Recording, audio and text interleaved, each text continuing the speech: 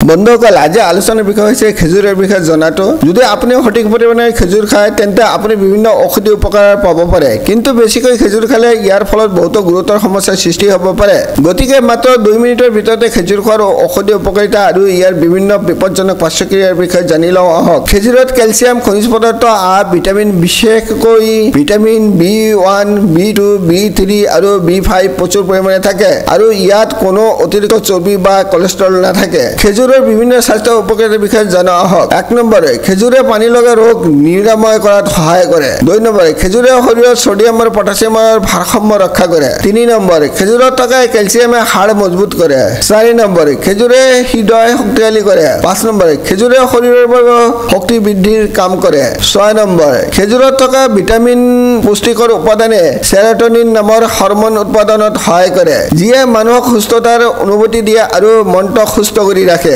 7 number খেজুৰত থকা আহে কষ্টকনিষ্ঠ দূৰ কৰাত সহায় কৰে যদিহে খেজুৰৰ লগত প্ৰচুৰ পৰিমাণে পানী সেৱন কৰা হয় 8 নম্বৰে খেজুৰে খাদ্যৰ লোভ নাইকিয়া কৰাত সহায় কৰে 9 নম্বৰে খেজুৰত থকা ভিটামিন এ আৰু ভিটামিন চি এ চকুৰ দৃষ্টিশক্তি উন্নত কৰাত সহায় কৰে 10 নম্বৰে খেজুৰত থকা পুষ্টিকৰ উপাদানে কেন্সাৰ প্ৰতিৰোধ কৰাত সহায় কৰে 11 নম্বৰে খেজুৰত থকা খাদ্য আহে কোলেষ্ট্ৰলৰ সমস্যা উপশম কৰিব পাৰে 12 নম্বৰে খেজুৰত দ্ৰৱণীয় আৰু অদ্ৰৱণীয় আহ আৰু বিভিন্ন এমিনো এচিড থাকে যিয়ে খাদ্য হজম কৰাত সহায় কৰে গতিকে বেয়া পাচনৰ পৰা হাত সাৰিবলৈ খেজুৰ অতি উপযোগী 13 নম্বৰ যৌৱন আৰু শৰীৰৰ শক্তি বজাই ৰখাত খেজুৰে বিশেষ ভূমিকা পালন কৰে 14 নম্বৰ খেজুৰত থকা আইৰনে ৰক্তহীনতা প্ৰতিৰোধ কৰাত সহায় কৰে খেজুৰ খোৱাৰ অসুবিধা বা সাইড ইফেক্ট খেজুৰত থকা আহৰ পৰিমাণ বেছি হোৱাটোৱে পাচনতন্ত্ৰৰ স্বাস্থ্য বৃদ্ধি কৰাত সহায় কৰে যদিও একে সময়তে বেছিকৈ খেজুৰ খালে পাচনতন্ত্ৰৰ অস্বস্তি যেনে পেট ফুলা আৰু গেছ হ'ব পাৰে খেজুৰৰ ফলত এলাৰ্জি হ'ব পাৰে আৰু এলাৰ্জিৰ ফলত হাঁফানি হ'ব পাৰে গতিকে